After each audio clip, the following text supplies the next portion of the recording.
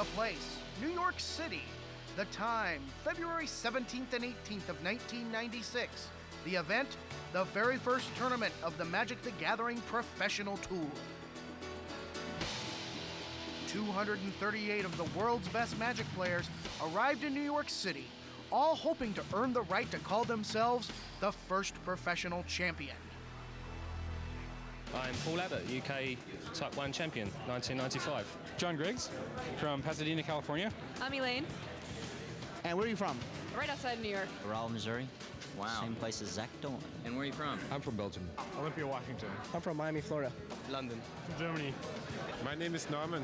And where are you from? I'm from Germany too. I'm here to play Magic. Here to play Magic? Here to play Magic. The festivities began Friday night as all the competitors were invited to a reception where they could meet both with their fellow players and with the tournament staff.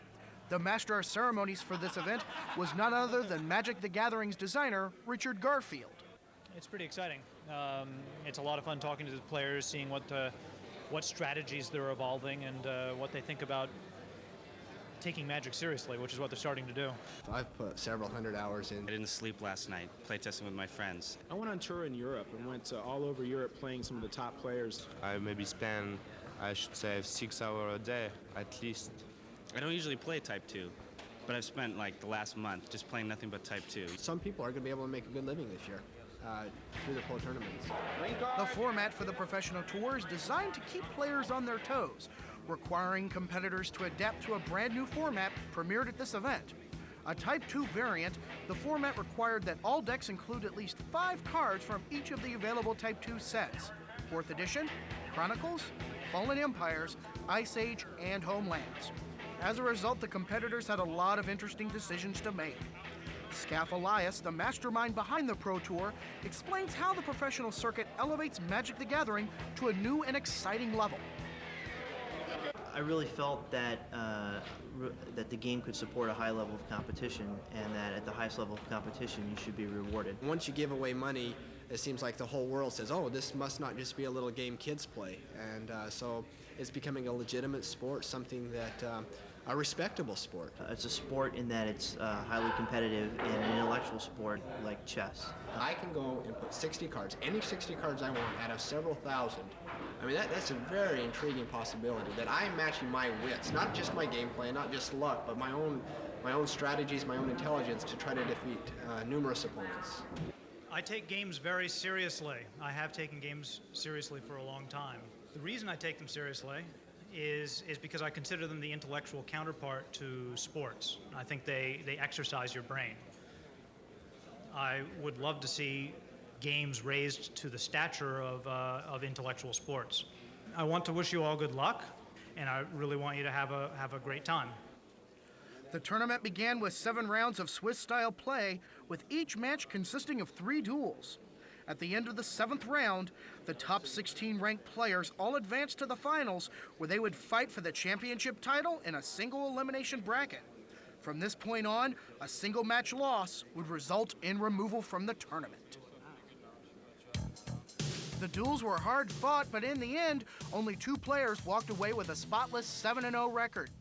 Mark Justice, the 1995 United States National Champion, and George Baxter, renowned Magic strategy author.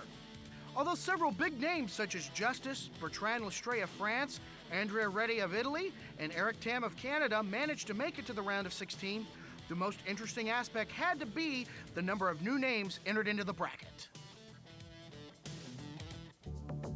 The final 16 were Christopher Bishop from Charlottesville, Virginia, Jim Lemire from Southborough, Massachusetts, Sean Hammer Regnier from Manchester, New York, Eric Tam, the 1995 Canadian National Champion, Nathan Wildgrub from New York, New York, Bruce Swinney, the 1995 Northwest U.S. Regional Champion from Tacoma, Washington, Bertrand Lestrade, the 1994 French National Champ and the 1994 World Championship finalist, Andrea Reddy, a member of the 1995 Italian national team. Preston Poulter from Irvine, California. Michael Loco Lacanto from Grafton, Massachusetts, just outside of Boston. Leon Lindbach from Stockholm, Sweden. Sean Fleischman from the Bronx, New York. Dennis Bentley from Churchville, New York. Thomas Anderson from Täby, Sweden. Mark Justice, the 1995 U.S. national champion from West Valley City, Utah. And rounding out the Sweet 16 is George Baxter from Dallas, Texas. It's like the NCAA, you know, when it gets to March Madness, you know, you see those 15s upset the 2s and stuff like that, you know. So anything can happen at that point. Well, I'm gonna have to get lucky against Justice. I've seen his deck, and it's rough. It's rough. I can beat a lot of the players I think in the finals, but if I get paired up early with Justice, I'll be out of there probably. I've got to get him. So I got to get the good draws. I suppose luck, chance has got a big part at this level. You know, top 16. I guess the chance will make difference. Maybe also the sideboard. You know, good sideboard can do the difference. So I mean, I wait and see. I mean, I'm quite confident. I mean, I've done what I wanted to do to be in the top 16. So now, even if I lose, I mean, I'm happy. You know. The only person that beat me was Bertrand, and he's a good player. I haven't played in any tournaments before, like of this caliber, and it was fun to meet him. He's like the top player that I played. So we'll see how things go. I think I can beat his deck. We'll see.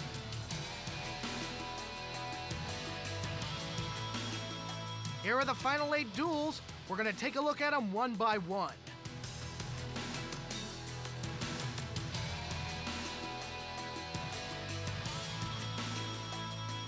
Mark Justice's red-white artifact deck was paired against Bruce Swinney, who fought hard against Justice but lost in a close 2-1 match. I consider Bruce one of the top players in the world, you know, and so I was just very fortunate to get by him, you know. So you looking to go all the way then? You looking to take this one? One match at a time. Yeah. One match at a time, but every match gets closer. Preston Poulter's green-white deck swept Thomas Anderson of Sweden in 2 straight duels. Michael Lacanto, using a blue-white millstone deck, faced off against Andrea Reddy of Team Italy. Lacanto defeated Reddy 2-0. Canadian national champion Eric Tam and his white-green-red Big Creature deck defeated Christopher Bishop 2-1. George Baxter, playing a red-black speed deck with a touch of green for Ernum Jins, took on Jim Lemire. Lemire succumbed to Baxter in 2 straight duels. We got Baxter's thoughts after the match. Did you sweep him, or was it all 3 games? Okay. I just went, you know, we just played 2 games and I beat him. Were you worried going in? Yeah, I'm always worried. I play like a rat in a cage, you know? It's like I always feel like I'm gonna die. I live with this total and complete feeling of, I lack confidence, which is good because you fight harder and you're a lot more attuned. You know, it's like, I'm gonna die, I've gotta survive, I've gotta win. Leon Lindbach and his speedy black deck took on local favorite Sean Fleischman. Lindbach edged out the local favorite 2-1. Afterwards, Lindbach gave us his thoughts. Is there anyone in particular that you're looking to beat when you go up in the next couple of rounds? Anyone looking to try and play Mark Justice or someone like that? Or? Yeah, I think I would lose to Mark Justice. He's really good. His deck is really strong, but I hope I meet a blue and white deck. Former professional arm wrestler Sean Hammer Regnier and his blue-white millstone deck was paired against Dennis Bentley. Regnier put the hammer to Bentley, sweeping him in 2 duels. Here were Hammer's thoughts. Do you feel like the lights and the cameras and all the pressure makes any difference in the games? Well, being from a big Hollywood state like New Hampshire, really no big deal. Actually, I wanted to be on stage because I said, what the heck, I'm going to go out. I'm going to go out and blaze glory. Bertrand Lestrade and his green-white deck went toe-to-toe against Nathan Wildgrub. Lestrade squeaked out a victory against Wildgrub 2 duels to 1. Do you think that being on camera and under the bright lights will affect some of the players? To tell you the truth, not for myself, but maybe for some of them, because actually you have to be very concentrated on your game, and you have to focus, and so sometimes if you are a bit concentrated, it can make the difference. But for myself, there is no trouble at all. I'm confident. I can play even with 200 people around me, with a camera, with whatever you want. I stay concentrated. Tensions grew as the semifinals got underway. In each match, an unknown was paired up against an experienced tournament player. Preston Poulter faced his hardest battle of the tournament against favorite Mark Justice. Poulter gave us his thoughts on facing the U.S. champion. I was like, I'm playing Mark Justice. There's no way. He's just going to stomp me and just go on about his business because I really didn't feel like I had that much of a chance. It, however, was one of the biggest upsets of the tournament as he took 2 duels to Justice's 1. I began to realize as I was sideboarding against Justice's deck that I really didn't think he could beat me in the second and third games because I essentially knew the key to his strategy and I could easily eliminate it. And so I felt I had a really good shot at it. Leon Lindback was matched up against George Baxter. In another upset of the day, Lindback defeated Baxter in 2 straight games. Probably the most heated match of the semifinals, Lestrade took on Regnier. Tying the match at 1 duel piece when scheduled time ran out, they were given extra time to play 1 final game. The victor after a hard-fought game was Lestrade.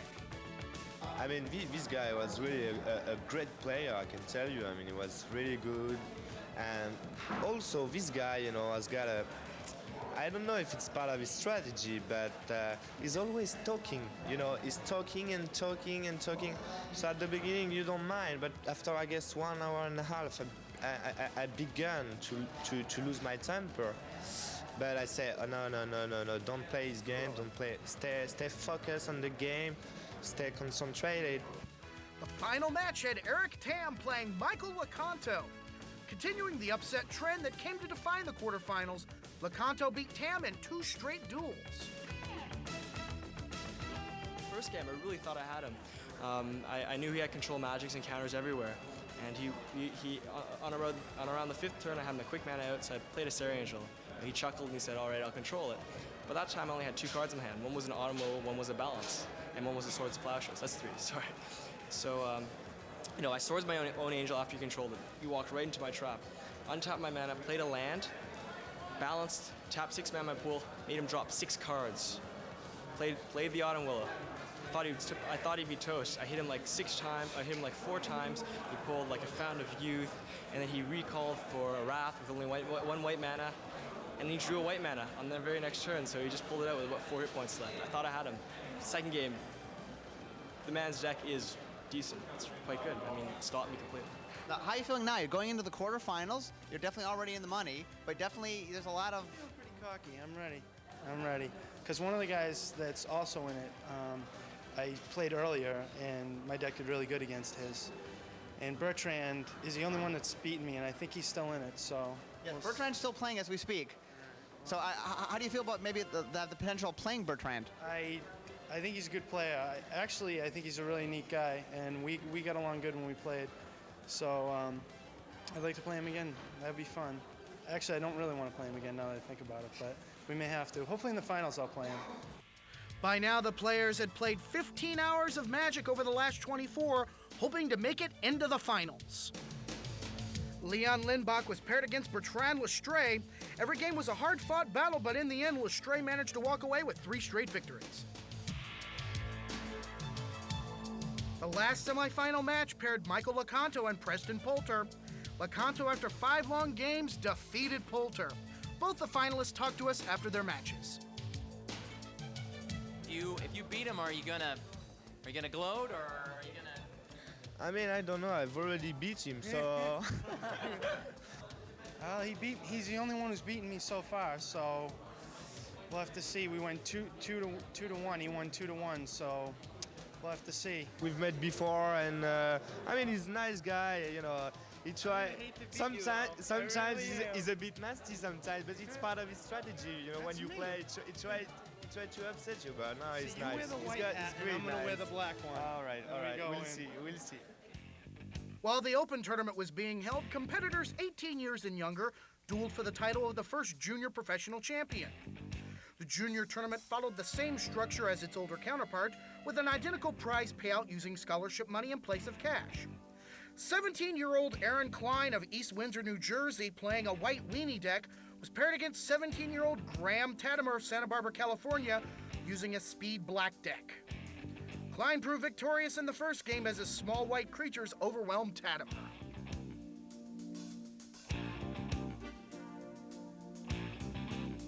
Tatimer got off to another slow start in game number 2, but managed to turn the tide with Necropotence, allowing him to take the second game.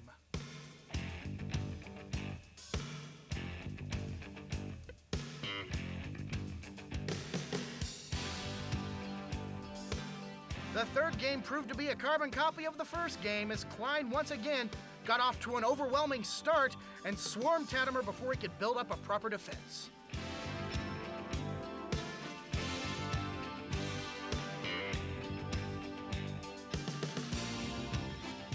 It was do or die time, and the pressure was on Tatimer in game 4. Tatimer fortunately got the cards he needed and managed to take the match to a final 5th game.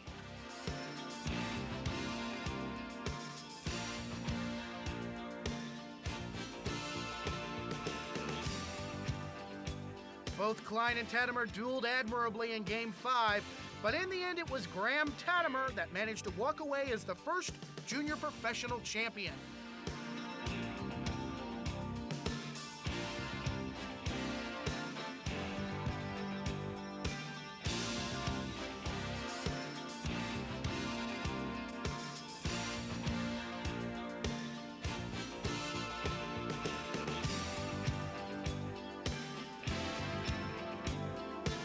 Here's the victor being awarded his $12,000 scholarship check by tournament coordinator Karen Christick.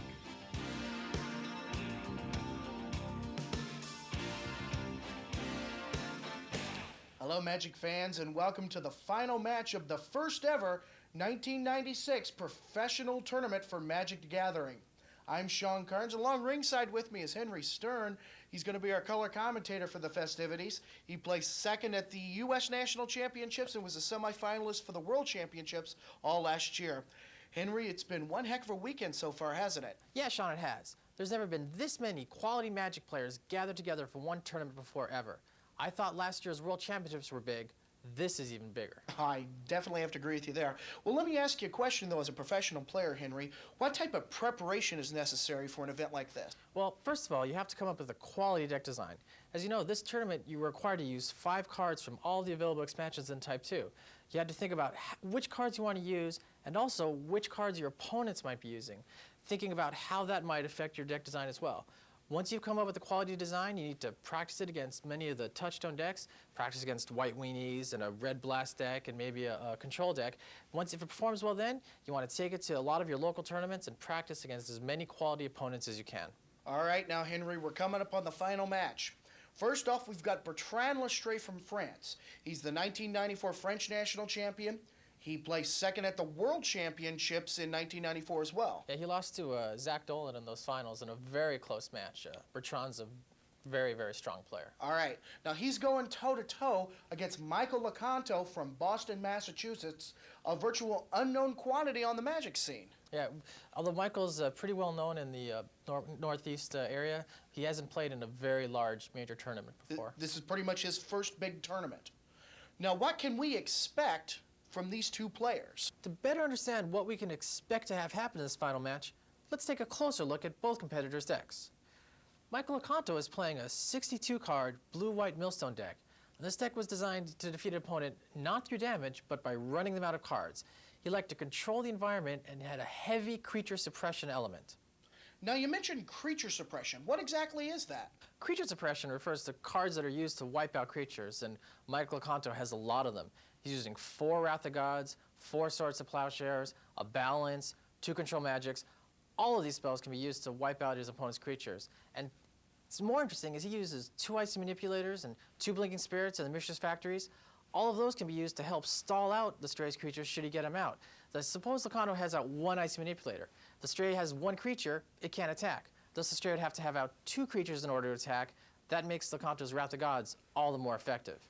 But what's interesting is, Locanto's deck has a very light permission element for this style of deck. Now, when you say permission, what exactly does that mean? Permission spells are any spell that you can use to counter your opponent's spells.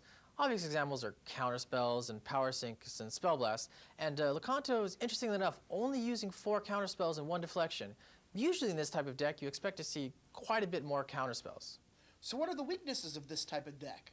Well, the main weaknesses I can see are opponents with a lot of spells that need to be countered.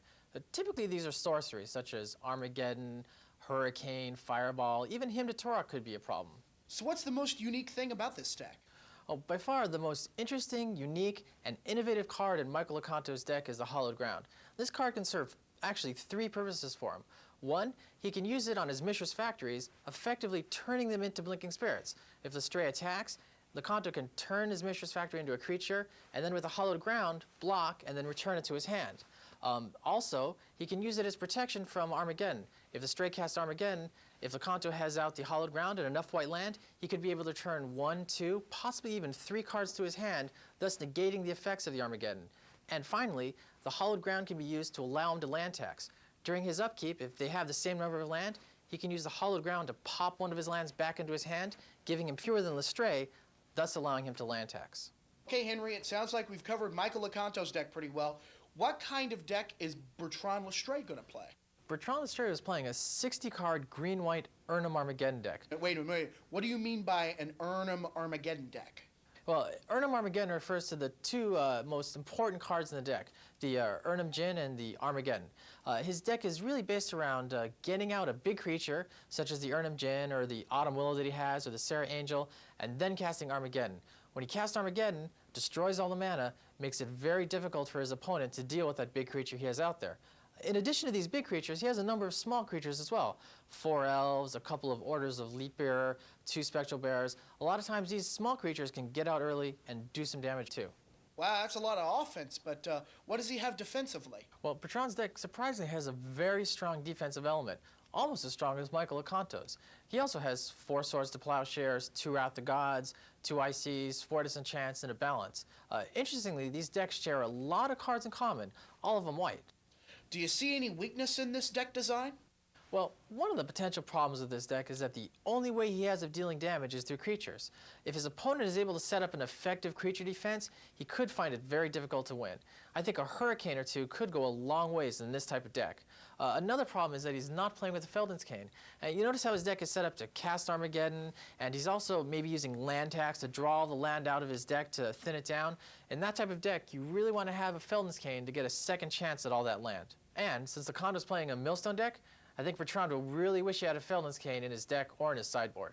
Okay, Henry, these 2 decks are about ready to go head-to-head. How do you think they're going to interact with one another? Well, it's going to be a very interesting match. Bertrand's going to try to quickly get out some creatures and hit Locanto fast, and Locanto's going to try to set up his defense, and he really needs to get out to 4 land quickly, because at 4 land is where most of his critical creature defense spells are, the Wrath of God and the Ice Manipulator. If Bertrand can come out fast and maybe cast an Armageddon, it'll be to his advantage, but if the game starts to stretch out long, I think Locanto's going to have the edge. All right, thanks a lot, Henry, for that analysis. So let's go see what happened during game number 1.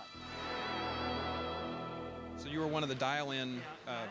And I got in once, and then I don't know what happened. I got connected to the wrong lady, and then it happened again, and I finally got through on my 3rd time. It took me like about an hour and 45 minutes of just redialing. I understand you're wearing a team T-shirt. Can you show it to us? Yes, of course.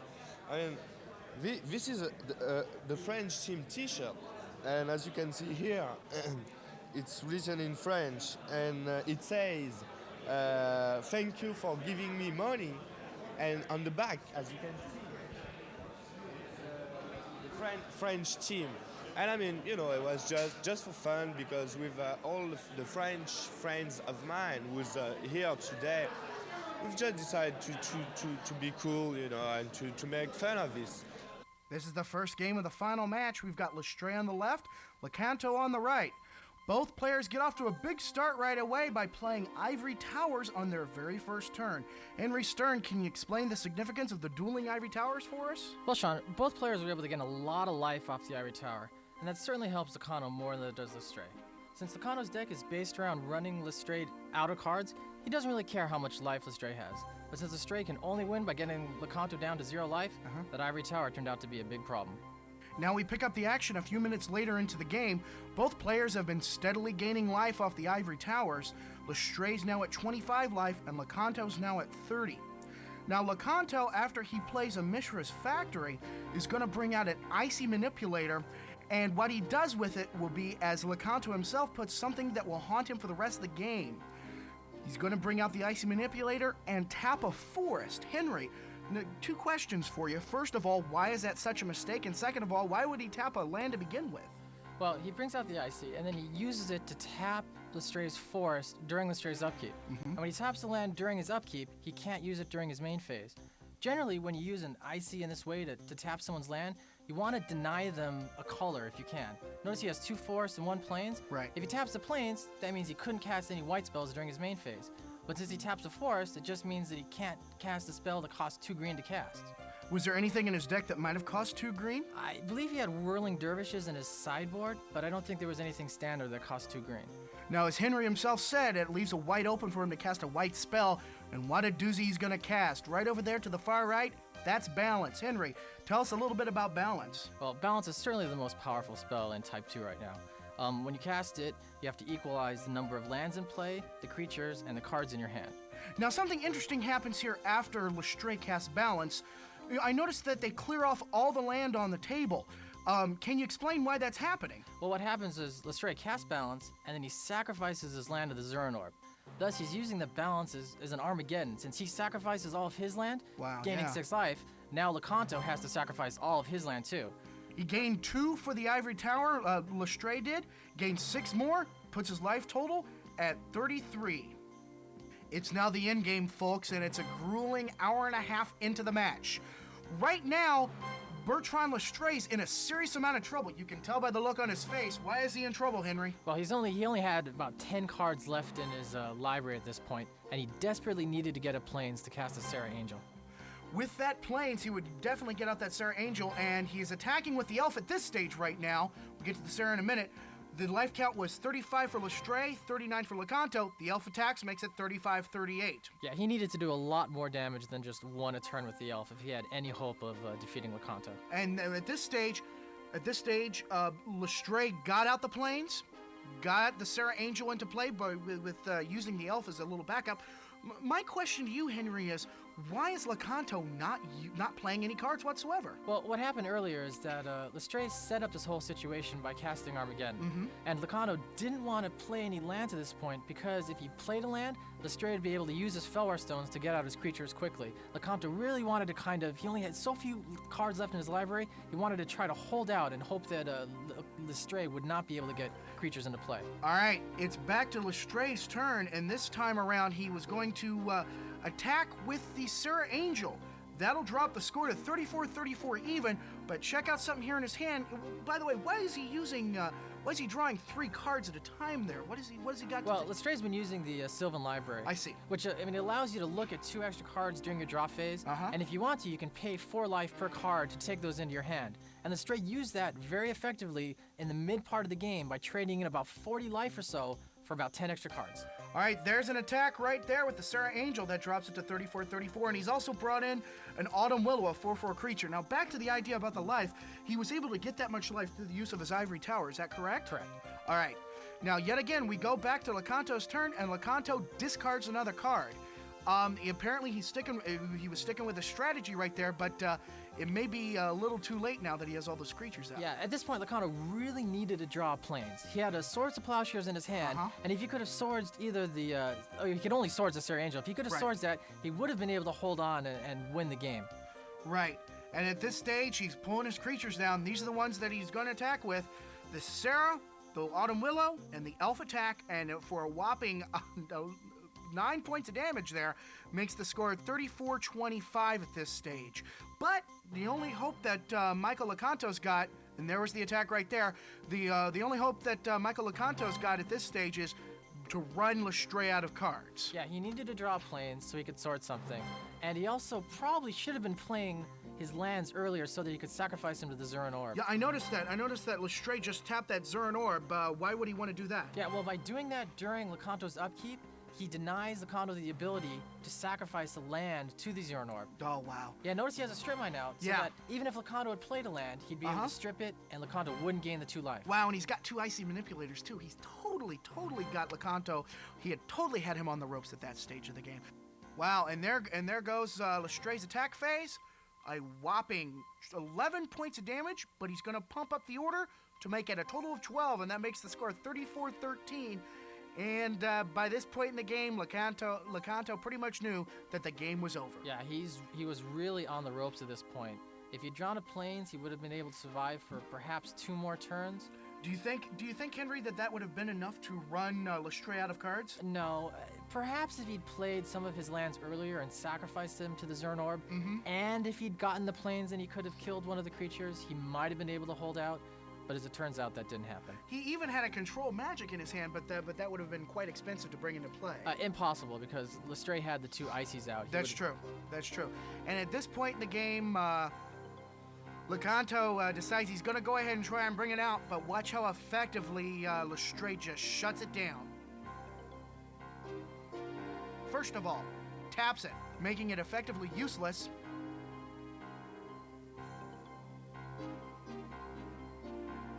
Now, during Lestray's turn, he strips it, and while the Zuran Orb is tapped, he won't gain any life from it. Is that correct? That's correct. Right, and that pretty much wraps up the game. You notice that he's collecting his cards.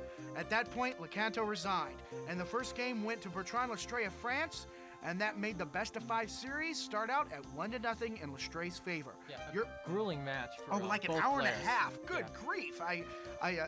I have enough difficulty in 30-minute matches, but an hour and a half, wow.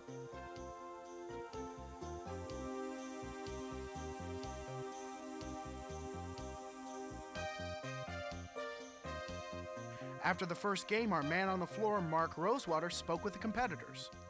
So how are you feeling after the first game? Not good. I'll be honest with you. I definitely should have won that game. I screwed up very early on. Made a major rookie mistake. When I had my icy out, he had 2 green and a white, and I tapped his green, and then he balanced and sacked all his land, and I lost control of the game right there. That game was mine. There's no excuse. I made a major mistake. And I see his sideboard is really tough. I don't know if I can, because when we played earlier, that's what killed me was his sideboard. I really wanted to take that first game from him. But we'll see what happens in the next game. I don't know. Yeah, it was really, as you said, it was really close, you know. And I mean, maybe I was a bit more lucky because as we talked about it before, he should have win the first game because as he doesn't, he's got a lot of creature in his deck, and my deck's got a lot of anti-creature stuff, you know. So I've got a lot of dead cards against him.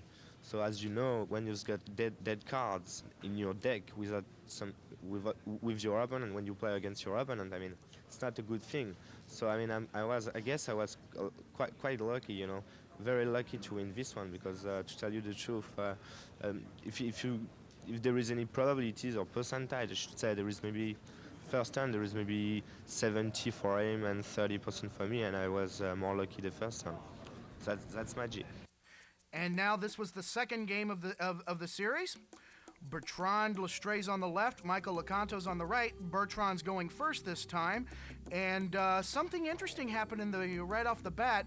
Lestray played an elf, and Lecanto responded by playing another ivory tower to match the one he played right after the beginning. Henry, Bertrand has a hard time dealing with those ivory towers. He's sort of unlucky. Well, the ivory tower has been a recurring nightmare for Bertrand Lestray, going all the way back to the '94 World Championships. Oh, wow. And that's where he lost to Zach Dolan, and one of the reasons is that Zach got out those ivory towers to begin with. Yeah. So, but this time, Bertrand's going to have none of that. He's going to play another land. He's got that disenchant in his hand, and he eliminated it right off the bat. It was very, very important for Bertrand to stop that ivory tower right away. Almost psychological to that aspect, too. It's sort of like, I'm not putting up with that garbage anymore. Sure. The players joking about it. A lot of good sportsmanship that went on in this event. And moving on to the second part of the game, at this point, you're going to really see Michael Lecanto's deck in action. Notice, for example, that Bertrand has an Urnum Djinn and an Autumn Willow in his hand. He's already got an elf in play, too. Now, correct me if I get wrong here, Henry, but Lestray's strategy is to pound him with creatures, while Lecanto's is to merely hold off the creature attack, right? Well, what Lestray wants to do is he wants to get out a sizable creature, either an Urnum, a Sarah, an Autumn Willow, and then blow up all the lands, so you have no way of stopping them. Right. Now notice, check out his hand here. He's got, Lecanto has a Swords to Plowshares and a Wrath of God in his hand. Now he definitely can stop the creatures. The trick here is Lecanto plays it in this order. He uses the Sword of Plowshares to take out the Urnum Djinn, and then later when Lestray plays the Autumn Willow, he uses Wrath of God. Why did he do it in that order? Well, the amazing part is Lecanto really has no idea exactly what Bertrand has in his hand. I mean, it might make sense for most players to think, well, you can get out 2 creatures, why not go ahead and use the Wrath of God right now? But Lecanto knows that Lestray plays with the Autumn Willow. And the Autumn Willow is really one of the scariest cards in Lestray's deck for Lecanto to deal with. Lecanto can only cast Wrath of God or counterspell the Autumn Willow on its way out. Once it's out there, he can't use an Icy to tap it. He can't use Serrated Arrows to make it smaller. He can't use the Swords of Plowshares on the Autumn Willow. Wow. And especially at this point in the game, you've already seen the Swords of Plowshares eliminate the Urnum Djinn. During Lestray's turn, he's going to bring out the Autumn Willow, and indeed, Michael Lecanto uses that Wrath of God to clean the board, and that's really how Lecanto's deck really works, and this is a good example of him taking control of this match in the middle stage of the game. Yeah, the Wrath of God is a very key card for Lecanto's deck. His deck is based around creature suppression, stopping the creatures immediately and not letting them get out and hurt them. Now, during this particular match, would you say that this has been the pace throughout the entire game thus far? That Lestray tries to bring something out, Lecanto shuts him down. Lestray tries to bring something out, Lecanto shuts him down. Yeah, it seemed like Lecanto had an answer for all of Lestray's moves in the second game. You can almost see he hasn't even played the card, but Lestray knows, here comes that Wrath of God. Yeah, and there's an important card advantage that you gain also from the Wrath of God. Right now, we're moving into the final stage of the game. Now, this is sort of mirrors what we saw in the first game. Both sides are developed, but this time, Lecanto has his cards in play, is not under the gun, but this time Lestray is. His library is running out. Now, does he have he's got the Sylvan Library in play. Your thoughts about this game thus far? Well, also, he has the Armageddon in his hand, but he doesn't have a creature out yet to cast it. So the object here is he's gonna try and get out that creature, right? Yeah, exactly. He needs to get out the creatures, and then once he had the creature out, he needed to cast Armageddon. But notice that Lecanto is very well set up. He has an Icy Manipulator, which he can use to hold off at least one creature. He has a Mishra's Factory and the Hollowed Ground, and he can use the Hollowed Ground, like we explained in the introduction, to use the Mishra's Factory as a blinking spirit. Right. Now check this out. He just played an order. And what he's tapping 2 and increasing his life. Is he getting that off the Fountain of Youth? The Fountain of Youth. All right, there. Now back to Lecanto's turn. He's got that control magic in his hand. You're going to see him play that on the order. Is that also a part of his strategy too? If he can't destroy him, he'll control him? Again, it's just another anti-creature card. He's got the 4 swords, he's got the control magics, and extra control magics in the sideboard. He has the Wrath of Gods and the Ices. The whole deck is really set up to stop the creatures. Okay, now this is kind of interesting too. With all these cards in his deck, does Michael Lecanto play with any millstones? Oh yeah, he has 3 millstones as well. I mean, in this game, the millstones also came out earlier, but Bertrand was able to disenchant them in this game. I see. Wow. So Bertrand Lestray plays with at the maximum 4 disenchants in his deck? 4 disenchant standard, and I believe he had 1 or 2 divine offerings in his sideboard. Wow. Also, to check out Lestray's Black Vice there. Black Vice goes by the affectionate name Squishy, I guess. Squishy. Well, notice what Bertrand is doing here. He has very few cards in his library left, and he's using the Sylvan Library and the land tax to shuffle up his lands. So what happened last turn is he used the Sylvan, he saw what his next 2 cards were, didn't like them. He has less land than Lecanto does, so he was able to use the land tax purely just to shuffle up his library. He doesn't have any more basic land left. He just used it to shuffle his library so he would get 3 new cards. Wow. Interesting strategy indeed. Apparently, Bertrand Lestrade is a little bit disgusted about what's going on right now. Things are definitely not going his way. Well, it is actually very close. He's able here to disenchant the control magic. He does get back the order, He gets back the order. He had the Urnum in his hand. I mean, it's really fairly close to the last game. The only difference is in this game, Lecanto is well set up with all that land in play.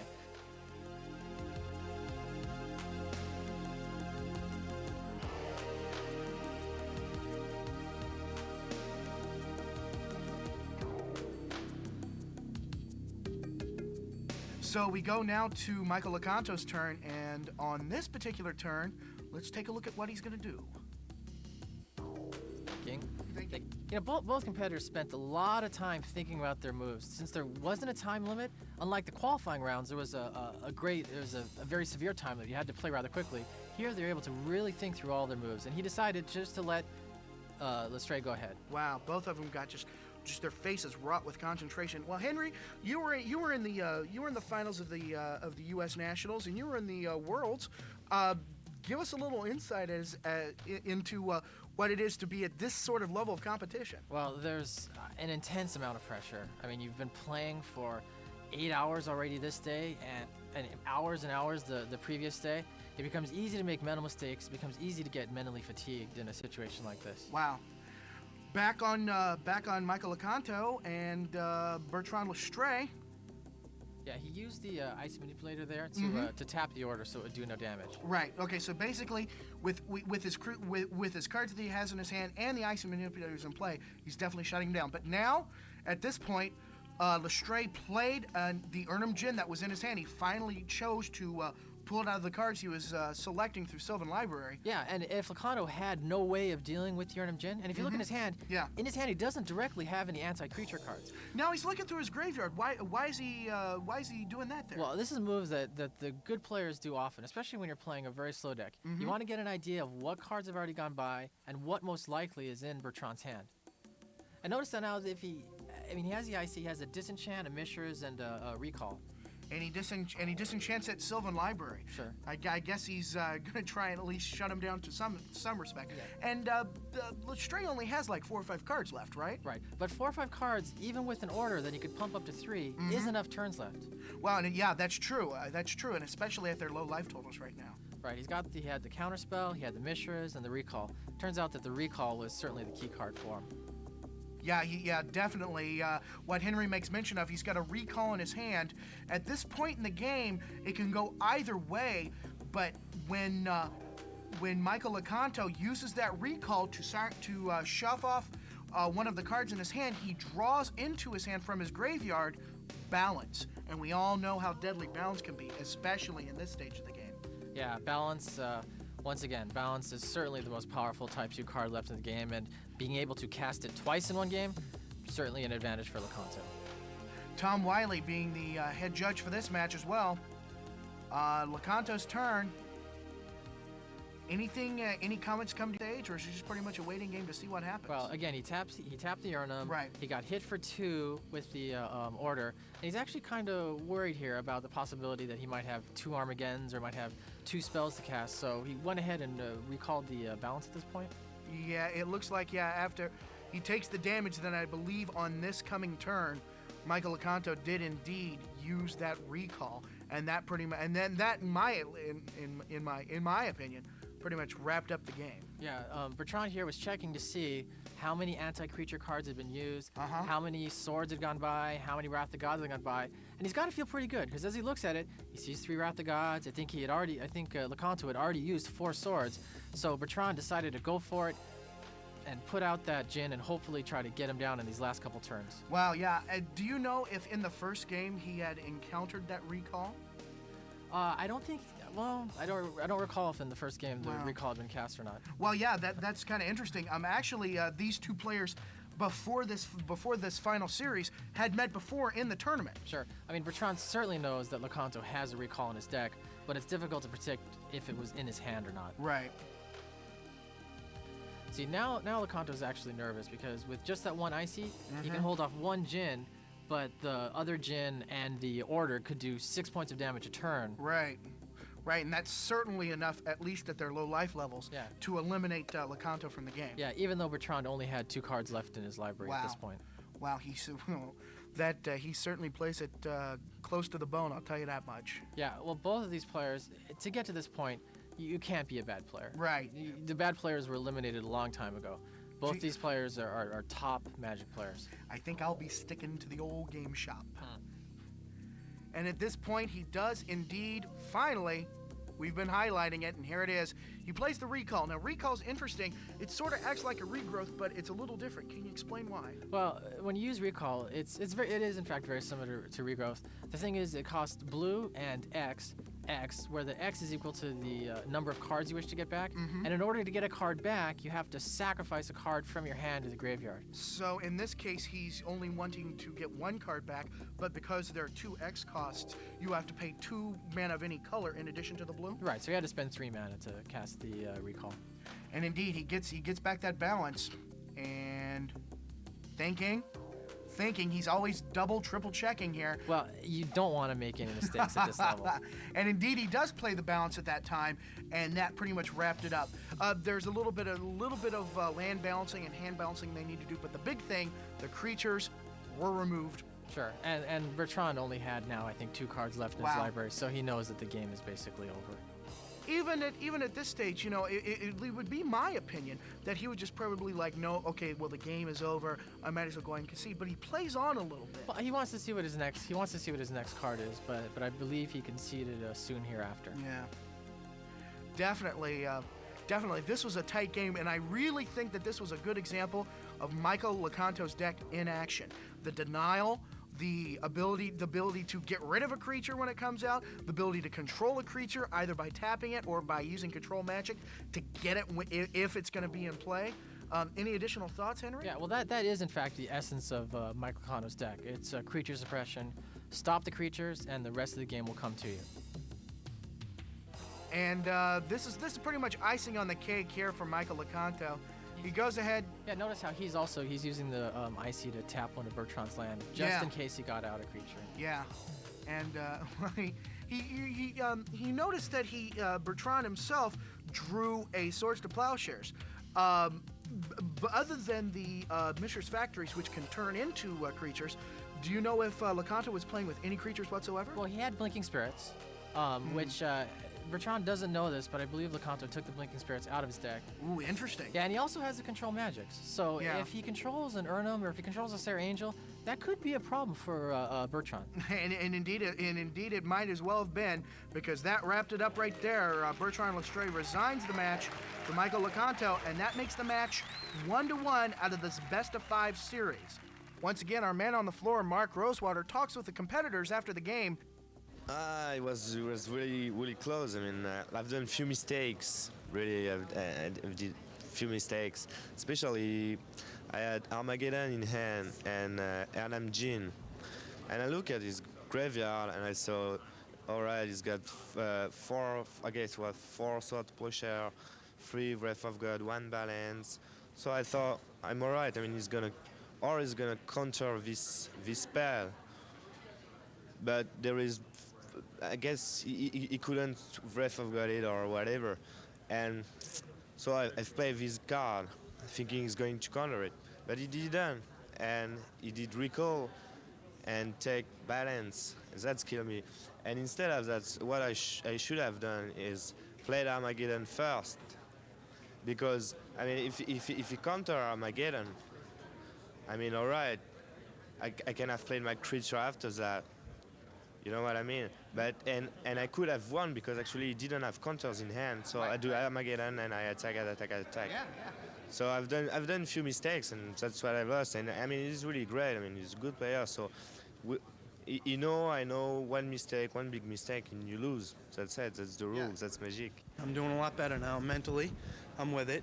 Long games though. That's the problem. My deck's real slow. Slow and steady wins the race. That's what I tell you. What point in the game did you really feel that you had it won? When he gave up. That was it. He didn't know if he was gonna, what he was gonna do at the end. Basically, we're in a situation where we had two very closely and evenly matched decks, where they're competing against each other. Both of them, shall we say, white control decks, specializing in being able to maintain control over their opponent. The unfortunate situation with that is that it has led to excessively long games in our match. During the break after the second game, I approached the players and tried to discuss some options with them on what they thought would be equitable and fair. They have come to the decision that they're going to play an additional game since they're evenly tied at 1-1 each. And that game will go for the championship of the first Pro Tour here in New York City. And they've both decided to split the purse for both second and first place.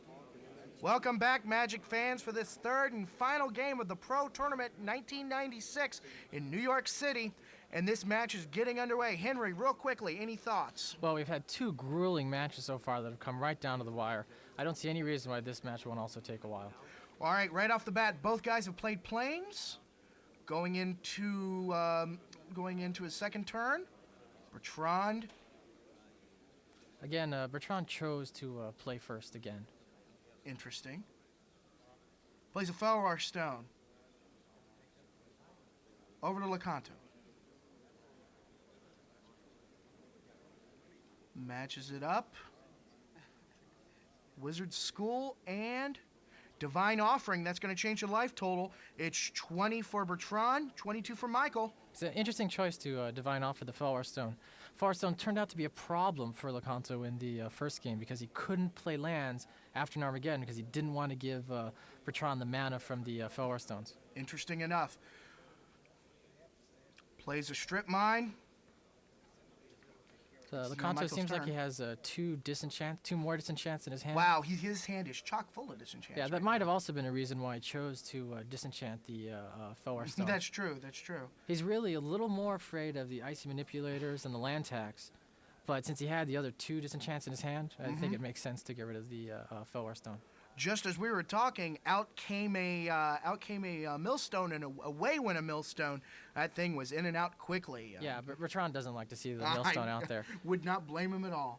All right, he's got 3 planes and a strip mine in play. Yeah, he's going to use that strip mine to take out the runes of Tricare. Yeah, runes of Tricare. Which he could have sacrificed for 2 white. It seems like Bertrand's having a little trouble getting out the green mana here. Wow. It seemed like he had a lot of good green spells in his hand, but he couldn't. He can't cast any of them. Out comes another millstone. It looks like Bertrand's not going to be able to do anything about that. But he is able to slap down an Urnum Djinn. Wow. That gives Lecanto something to think about. It's Lecanto's turn.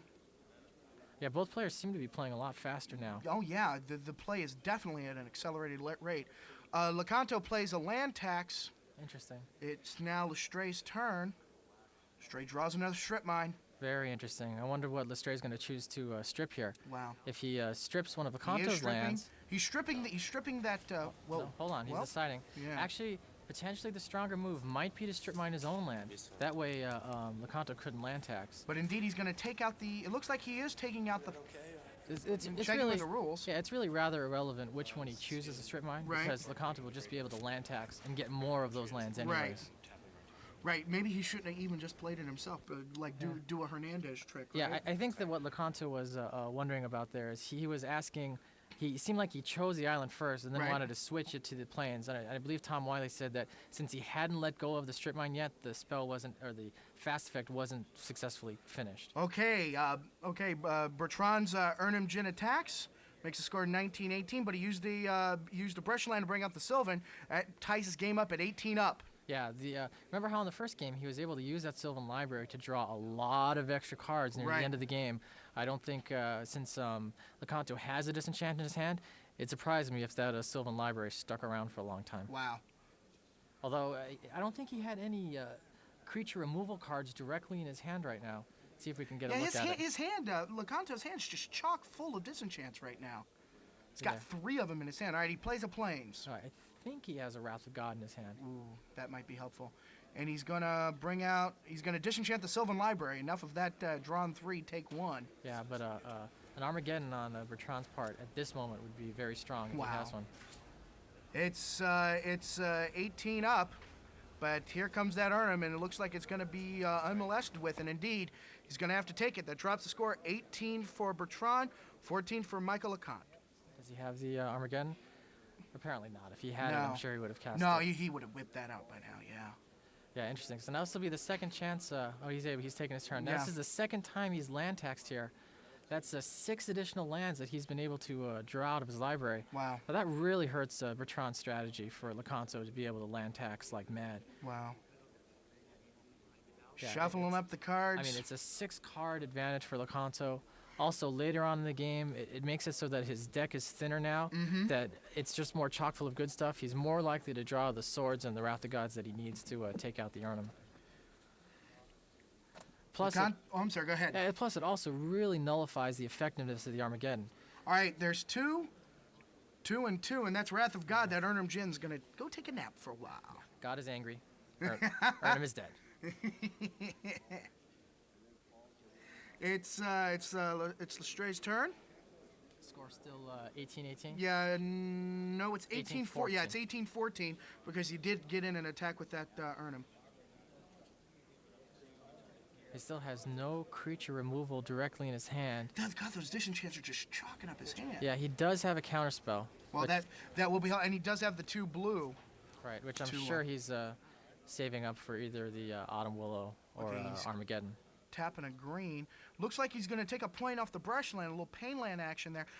Definitely. Here comes a Whirling Dervish, and boy, tell us a little bit about the Whirling Dervish. We've heard so much about it. Well, the Whirling Dervish is especially strong against a black deck because it has protection from black. Right. But also, if it's left unmolested, the Whirling Dervish can grow to enormous proportions. Every time it attacks and is not blocked, it gets a +1/+1 counter, and he doesn't have anything in his hand to stop it right away.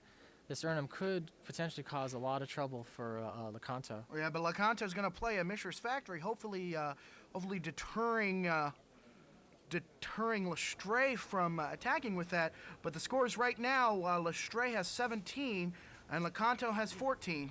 Yeah, the Mishra will be able to block the Whirling Dervish, and since the Dervish is just a 1/1, and the Mishra, when activated, will be a 2/2, it should be able to take it down. All right, it's LeConte's turn. LeConte is going to... Swords to Plowshares. Lestray plays Swords to Plowshares on LeConte's Mishra's Factory, so that bumps up the score to 17-16, but the Dervish is going to attack, dropping it down to 17-15, I believe. Yeah, now the Dervish is a 2/2. Wow. So if he brings out another Mishra's Factory, it won't be able to successfully block. Michael sure could use a creature removal card at this point in the game, I'll tell you that.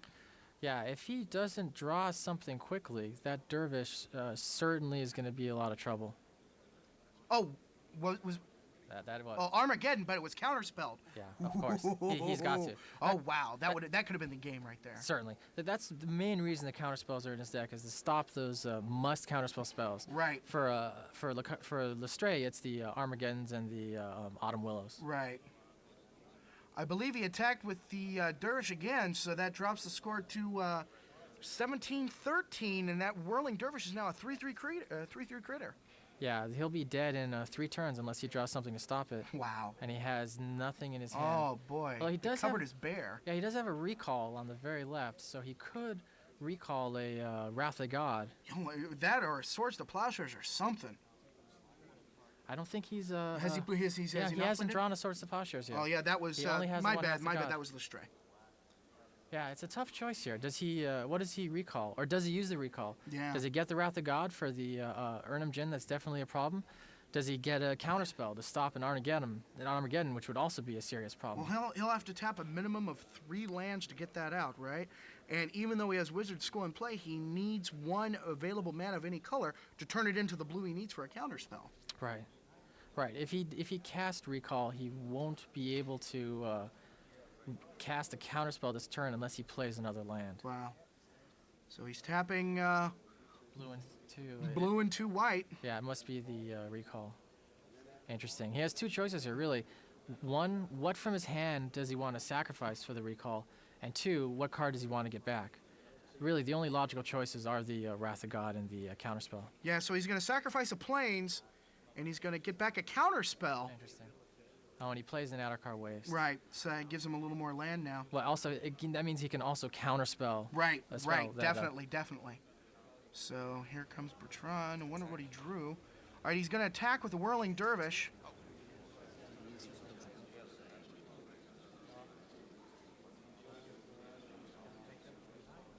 Wow. This game is definitely going a lot more rapidly.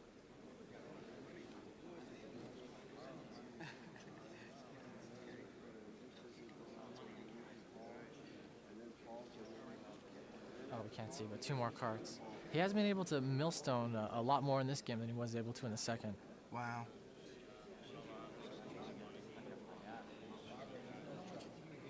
Kanto draws. Draws another disenchant. That's his 4th disenchant. Wow, He all really 4 of them needs, came up fast. Yeah, that counterspell's not helping him out too much. He really needs a Wrath of God. Yeah, he plays a Mishra's Factory. The turn before, Lestrade had played a Finhorn Elf.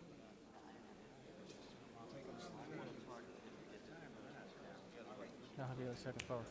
Ooh, it looks like he has an Armageddon in his hand. Swords, Oh my Plowshares, and an God, Armageddon. wow. If he's able to successfully cast that Armageddon, that could definitely be game over. All right, both creatures attack. Yeah, Lecanto has an interesting choice here. He can activate the factory, and it looks like that's what he's doing. And if he activates the factory, he has to choose which creature to block. If he blocks the Whirling Dervish, the factory will die, but it'll hold off the Dervish for a round, and the Dervish won't get bigger for a round. If he blocks the Elf, he can actually kill the Elf. It's 17 to 13 right now. And Bertrand just swords the Plowshares, the factory. Oh, wow. So that means that both creatures will get through, unless, of course, Lecanto chooses to use his counterspell to stop the swords. Now, would it be wise for him to use a counterspell at this point? Oh, that's tough. I mean, now Bertrand only has 1 card left in his hand. If that 1 card is an Armageddon, and we know it is, then he certainly wants to save the counterspell for that. Wow.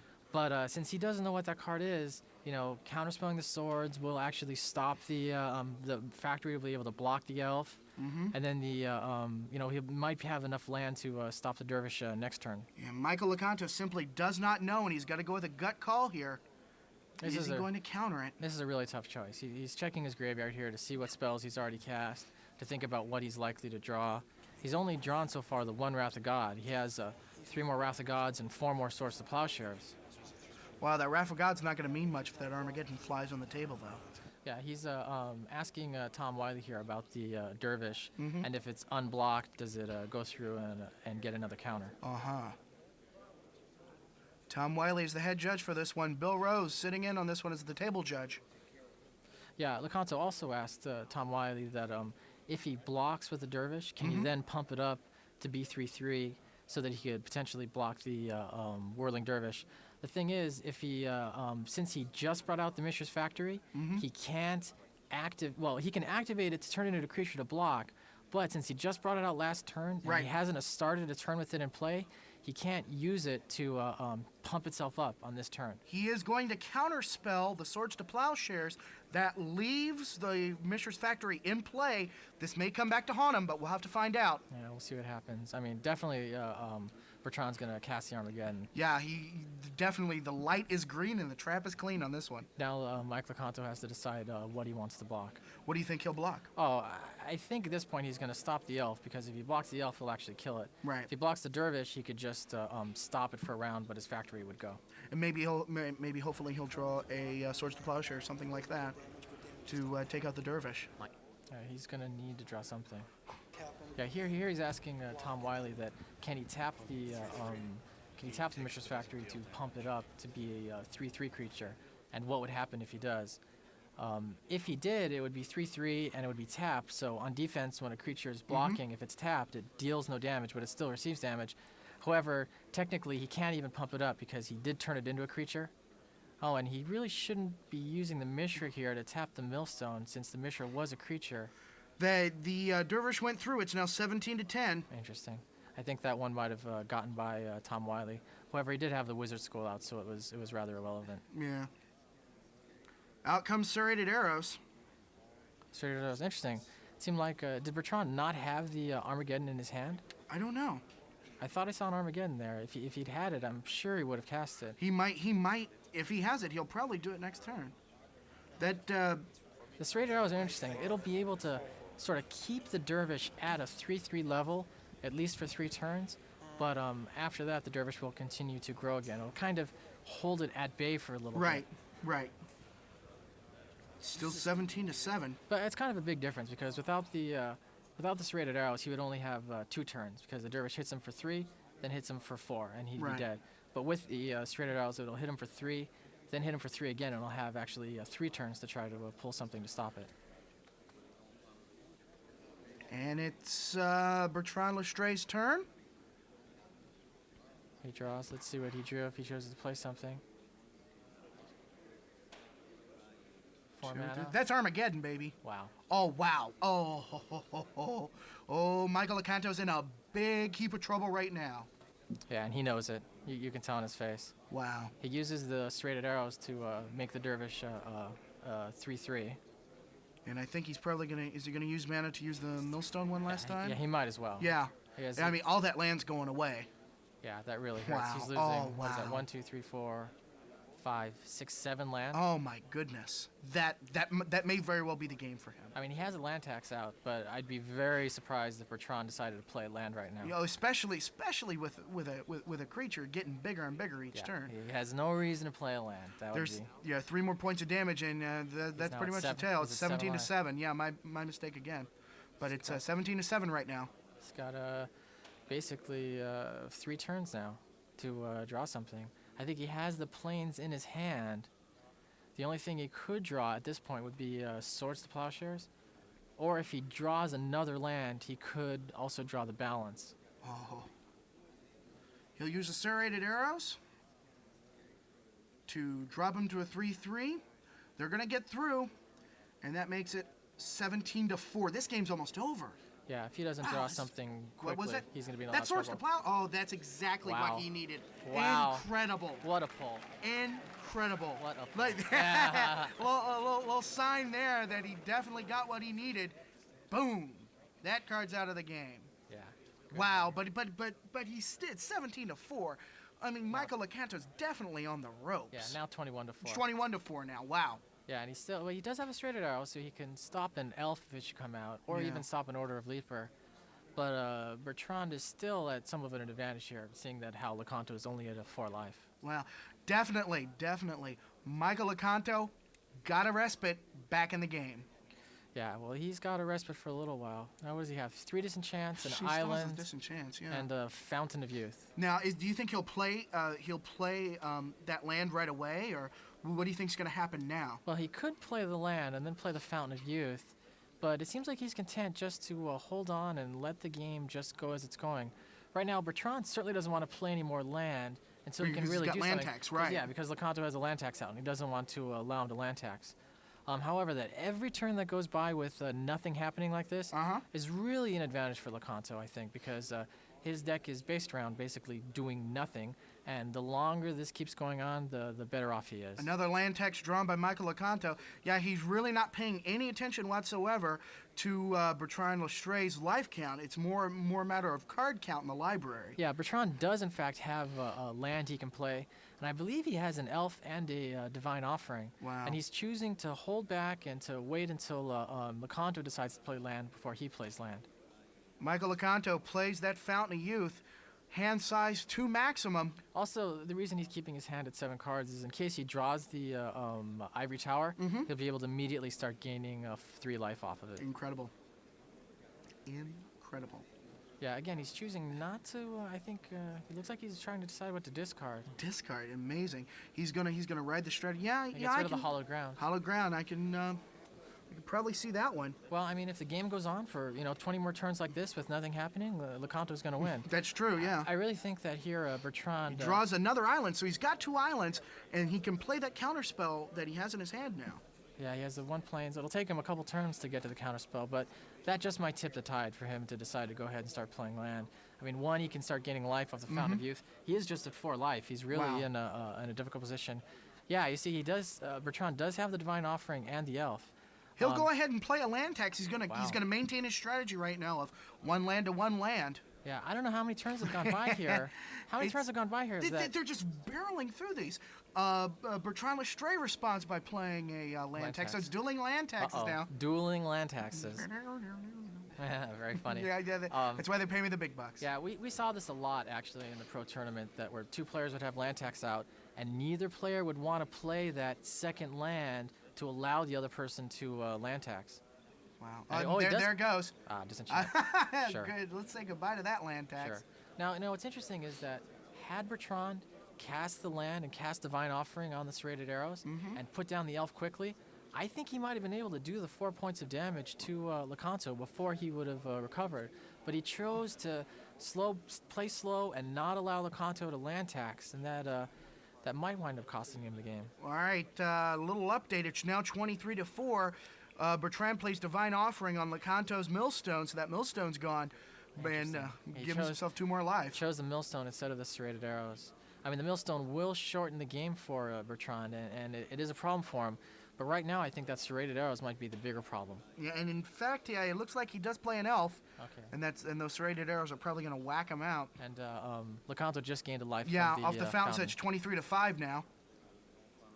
Wow, Lecanto's playing it close to the edge. I'll tell you that much. He used the arrows to squish the elf. All right, so those puppies are gone. Yeah, that elf was, or the arrows was a problem for Bertrand.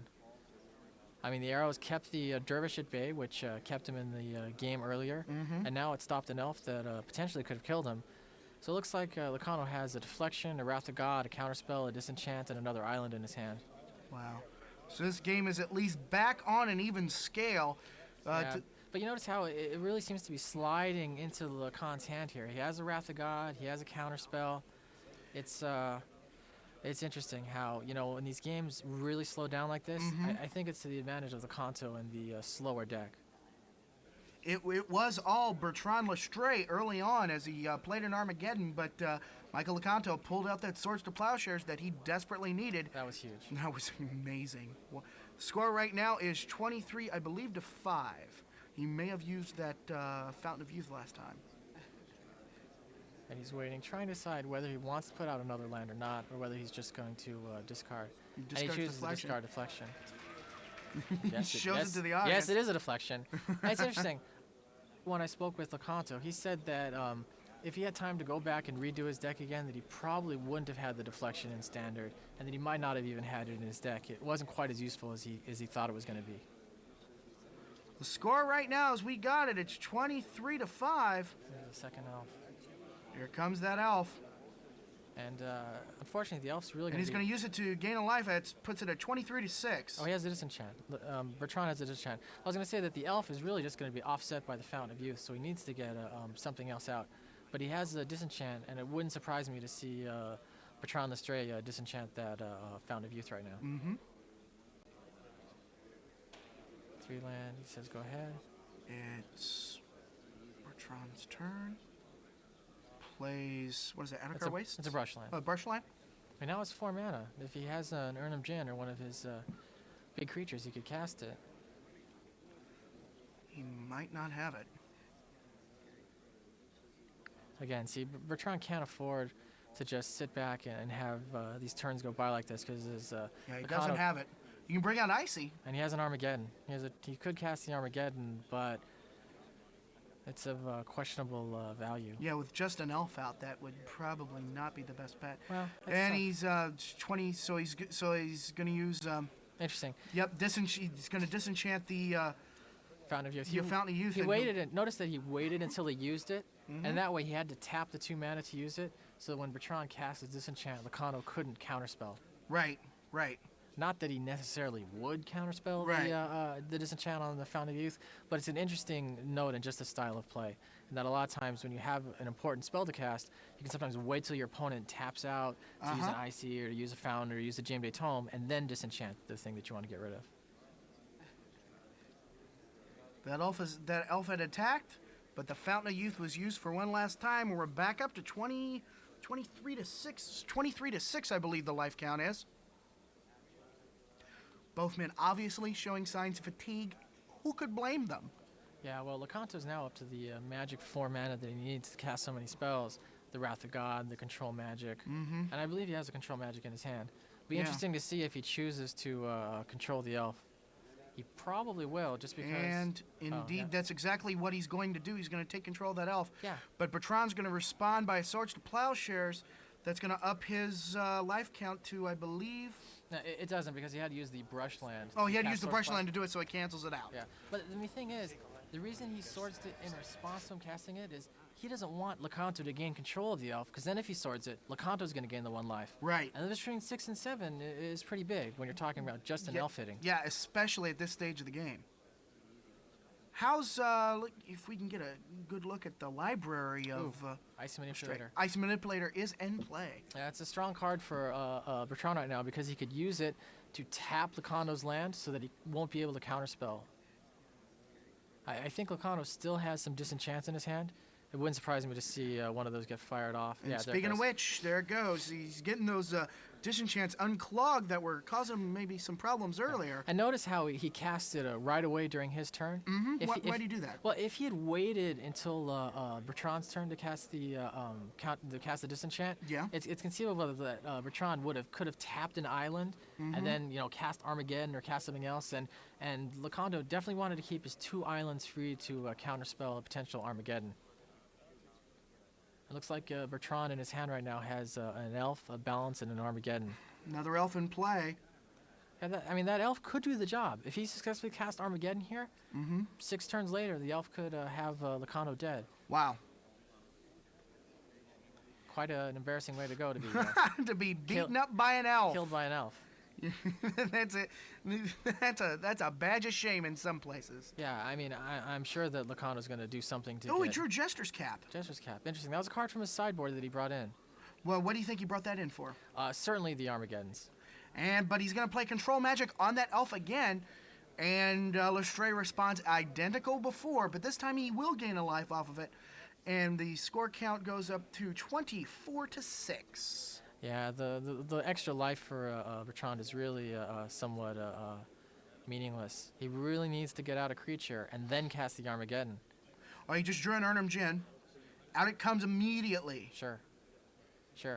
See, again, this is how Bertrand's deck is set up. Cast a big creature, then cast the Armageddon. Your opponent is left helpless and unable to stop it. That's a Swords to Plowshares in his hand, and indeed, that's coming out.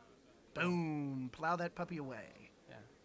Yeah, you notice how he casts Swords to Plowshares right away? Yeah. Some blue-white players, might say that it's better to wait until your opponent's turn to cast Swords to Plowshares, but he doesn't want Bertrand to even have the idea of casting the Armageddon if he has it in his hand. He wants to let him know that, no, you will have no creatures. Don't even think about casting the Armageddon. All right, he strips, Lestray strips one of Lecanto's islands, and that, at least for right now, reduces the capability. Oh, balance was played. Cast balance. Wow. Wow, this is really interesting. This is now the third match, and this is another reason for casting balance. Earlier, we saw Lestray cast balance in order to effectively use it as an Armageddon when he had his Zernorban play. In the second game, we saw Lecanto casting balance effectively as a Wrath of God. Right. And here we see now Lestray casting balance and using it really as a mind twist. Wow, this thing, the balance does 3 things in one. I gotta agree with you. It's probably one of the most potent card in Type 2 you're gonna find. Yeah, it's powerful in Type 2. It's powerful in Type 1. Wow. And he goes down to 2 cards, and I think Lecanto had 7 cards in his hand. Yeah, well, I think it actually might be 6. 7 or 6. Yeah, he's going to have to get rid of a lot of cards, and this is a difficult choice. It'd be interesting to see what he gets rid of. Something tells me, well, he's only got he's got 2 planes and 1 island in play. Yeah, the other interesting thing is here is that he puts down a Mishra's. Mishra's and Wrath of God. Wow. Wrath of God. Getting rid of both counterspells Wow. and the disenchant. The disenchant I can see well, going. Maybe he's still deciding. The cap I can kind of see going. The counterspells. Nope, he's discarding them. Amazing. Difficult choice. I mean, the Wrath of God is important. You need to be able to destroy the creatures. And he doesn't have the 2 blue to cast the counterspell. He does with the Mishras in his hand. He can cast the Wrath of God. Mishras, I believe those are serrated arrows as well. Serrated arrows. It's Stray's turn, and back to Lecanto's turn. Draws a strip mine. Interesting. Now here they're both equal at 3 land. He could, play the strip mine, play the serrated arrows, and then if Lestray puts out a 4th land, during Lecanto's upkeep, he could strip mine one of Lestray's land and then invoke the land tax in response using the strip mine, the same maneuver that Mark Hernandez used against me in last year's World Championships. Wow. But no, he chooses just to strip mine right away. This is tough. Now Lestray has to get 2 more land before he's able to cast that Urnum Jin in his hand. Both players seem to have 4 as their magic mana number. Yeah, it's an interesting point that you would think that Lestray's deck might be since it's an attacking deck, might be the less expensive deck, as you will. Right. Cards that are easier to cast. However, that's not the case. It turns out that Lecanto's deck... Just drew another Millstone. Millstone. The 3rd one. It actually turns out that Lecanto's deck is the more expensive deck with the... or that Lestray's deck is the more expensive deck with the more expensive spells. We just got the Black Vice out. It really has not been an effective card for Lestray against Lecanto. I mean, another interesting thing is he just cast the Balance, was it 2 turns ago? Yeah, something like that. Yeah, when Lecanto had, was it 6 cards in his hand? And now he draws a Black Vice after he's already down, after he used the Balance to, mind twist him down to 2. Yeah, did he just draw that now? Did he just draw the Black Vice now? Yeah, since Black Vice has been restricted, it's not as, you don't quite see it on the first turn as often as you used to. Lecanto plays a Millstone. He's gonna go to work pounding on that library, which is looking mighty thin already. Yeah, the game has gone on a long time. Lestray needs to get some mana, get out a creature, cast Armageddon. Lecanto. Is he thinking about? Oh, he's gonna mill during his own turn. Interesting. Any advantage or disadvantage to doing that? Well, mathematically, there's no reason why you should millstone before or after. And really for potential another brush line. Yeah, for potential bluffing reasons, he probably should have waited until Lestray's turn before he cast the before he used the millstone, so he can at least maybe pretend to have a power sim. Something tells me though Lestray's not exactly the bluffing kind of guy. No, once you get to the advanced level, the bluffing is much less effective. Yeah, the good players make you show you their counter spells. Indeed.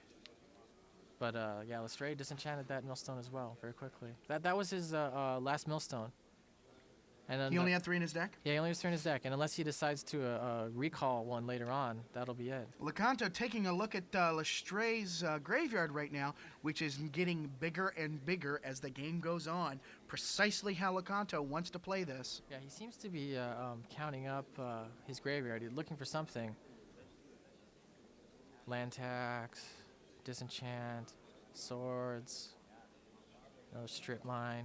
He seems to be counting up the disenchants. Counting out disenchants. Let's see if we can see how many he has. It's 1, 2, 3, 4. Wow. All He's 4 out of disenchants. Yeah, all 4 disenchants and 1 divine offering. That means that all Lestray is left with is 1 divine offering left in his deck. Wow, and so with that in mind, he is going to play the Serrated Arrows. Sure. That's a strong move on Lecanto's part. He checks to see how many disenchants does he have left. I mean, he doesn't want to just throw the Serrated Arrows out there willy-nilly to have it be disenchanted. But since he knows that since he knows that Lestray is low on disenchants and divine offerings, it's a pretty safe move. Pretty tough situation Bertrand Lestray has to face. He has 2 Urnum Jins in his hand and 3 mana, the 2 great tastes that do not taste great together. Yeah, but look at that. Lecanto has 2 Wrath of Gods and oh wow. Sylvanite Temple. Lecanto's definitely got Lestray's number right now. Well, dude, this game is totally turned around. Yeah, I mean. It's tough. I mean, I think Bertrand still has the Armageddon in his hand. Right. And the thing is, he doesn't have enough mana to cast the Urnum and cast the Armageddon. Out comes a card that should be renamed Lestray's Bane, Ivory Tower, and that's going to effectively cancel the Black Vice. Yeah, I mean, that's strong too because potentially, this is an interesting point. Potentially, Bertrand could have won maybe if he had cast that Armageddon in his hand as soon as he got up to 4 mana, because that way the Black Vice might be good enough to come alone. But since he brought out a Runes of Troycare instead of a Plains, he wasn't able to use it right away. He had to wait a turn. Wrath of God, clean the table. Goodbye, Urnum. Yeah, he doesn't want to have any turns go by where Lestray could even think about casting Armageddon if he has a creature out. He's probably going to try it again, but we know and Lestray don't, that Lecanto's got that Swords to Plowshares in his hand. Does he have a Swords or is I it think the second Wrath of God? No, that's a Swords, I think. Swords and a Wrath of God. Oh, wow. And now either way Counterspell. he wants to do it, I think he's got it. Wow, things really seem to be falling into Lecanto's hands. He's definitely drawing what he needs when he needs it. He swords the Urnum Jin? Yeah. swords, and that's going to change the count to 28-6 for those of you keeping track at home. Yeah, it looks like the Stray now has he has an Order of Leaper in his hand, but the serrated arrows that Lecanto has out would shut him down immediately? Yeah, I mean, you just squish it right away. Squish it like a bug. Yeah, he does have one more Divine Offering in his deck. Well, we'll see what happens. He'll probably be Lecanto getting to still it has here. a Wrath of God. It's Wow. interesting that the serrated arrows right now is causing Lestray not to cast the Order of Leaper. I had a Wow. chance to talk to the French players before the event, and Uh-huh. we were discussing which Homelands cards we thought were strongest, and they really had very little respect for serrated arrows. They didn't think it was a good card at all, but we've seen in this match that serrated arrows is quite a Wow. potent card. Wow, gonna have to agree with you there. Actually, of the top 8 decks, I think 6 of the 8 decks used serrated arrows. All right, in he's them. going to play Sylvan. How many cards does he have? Looks like he only has 2. I think he's getting awfully low on his library. Oh, wow. This match may very well be over here, folks. Lecanto's definitely on a run. Definitely running Lestray out of cards. He draws. He looks like a Sylvanite Temple. Another one. But he has a counterspell in his hand. And He he's looks trying- at both cards. He looks at both cards that he has left. And technically, you can't do that with the Sylvan Library. You have But- to be able to look at 3 or just 1. I don't think it's going to make that much difference. No, at this point, I don't think so. It looks like Lecanto's got this wrapped up. Wow. There is. I cannot think of anything Lestray can do.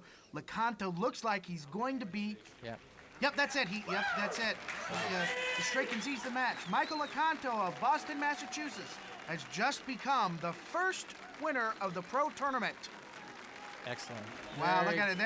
There. You're going to give him a little roughing up. And my hat's off to both players. They both that was played excellent play. extremely well, and it's certainly a pleasure to watch 2 top Magic players go at it. Excellent play. That third match, of anything, was probably the quickest of them all.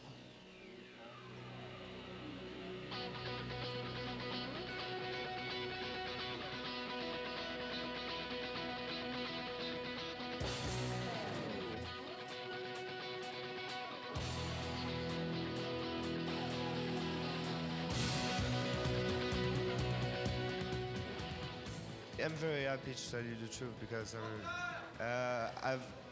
I'm here in New York and I've played a lot, met a lot of people and it was great. And it was really great time. Was a bit unlucky at the last game, but that's magic. I mean, that's the way of this game, and I'm really happy. I can tell you. I think that this is one of the best things that could have happened, and I think it was so well run, and the whole thing was just a lot of fun. And you guys are great. I mean, it was just really done well. I was very impressed with the whole thing. Okay, so I hope we'll see you in Los Angeles Oh, I'll in be May. there. I'll be there. These 2 gentlemen are the runner-up and finalists for the first Magic the Gathering Professional Tour. And how much did they win?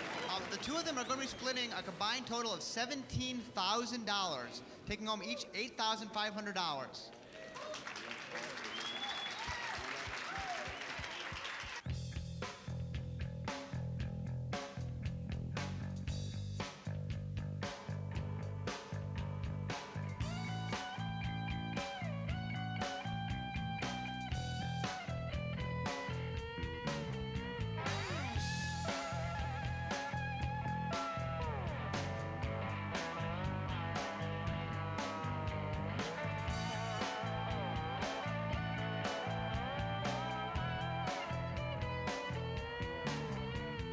Down at the boneyard, rockets turn to rust. Obsolete technology's billion-dollar dust. Everybody pays the price. Recycling the surplus to third world countries, and when they miss the payment, we loan them more money.